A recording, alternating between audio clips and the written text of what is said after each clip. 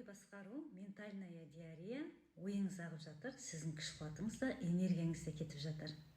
Ой азабы, ой қажытты деп жатады. Ештеңе жасамай, үнемі шаршап жүресіз. Мысалға, дұрыс тамақтанбадыңыз, бұзылған тамақ жедіңіз, сіздің ішіңіз өтіп кетті. Дәл сол сияқты сіздің ойыңыз да өтіп жатыр. Сіз ойыңызды басқара алмасаңыз, сіз мүгедексіз. Сіз өміріңізді басқара алмайсыз. Қобалжымай бір жерде отыра алсаңыз, әрбір ісіңіз сіңімді болады. Проблеманың салдарымен емес, біз түп тамырын тауып, себебімен күресеміз. Ақыл мен жан, ол мен өзім. Мен нағыз мен, оның менің ақылым мен жаным. Тән менікі. Тәнім, денем, ағзам ол менікі. Маған уақытша берілген. Мені мен, менікінің мағынасы екі. Мен өлмекке тағдыр жоқ әуел бастан. Тән өлсе де, мына тәнім өлсе де апарып көмек тастасын, оған бек. Мен өлмеспін. Мен деген жаным және ақылым, ақыл деген сенің сөзің, жасап жатырған ісің өлмес. Қаншама бай адамдар болды бұл өмірде, ешкімнің есінде қалған жоқ. Сенің сөзің мен ісің артта қалатын.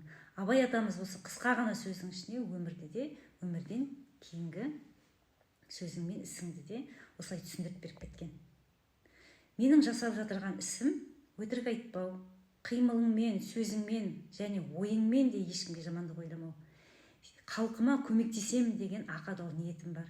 Сен тек қана өзің үшін ғана өмір сүретін болсаң, жан жағыңа, халқыңа жақсылық жасамайтын болсаң, бір күні өзің жанып жоқ болып кетесің. Сол сияқты ойыңды басқара алмасаң, сен ешкімге көмек бере алмайсың.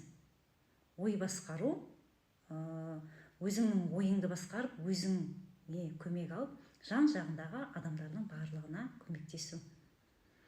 Мен де мысалға Абай атамызда баласына өзінің жанын кіргізіп тастаған.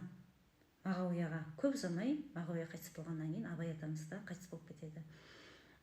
Ақан сері де өзінің, олар дарынды адамдар болған, ат баққан, қыран құс ұстаған, таз ит ұстаған, өзінің аты өлді дегенде естіген кезде есінен адасқандай бір тұрып, бір отырып, бой байладым дейді.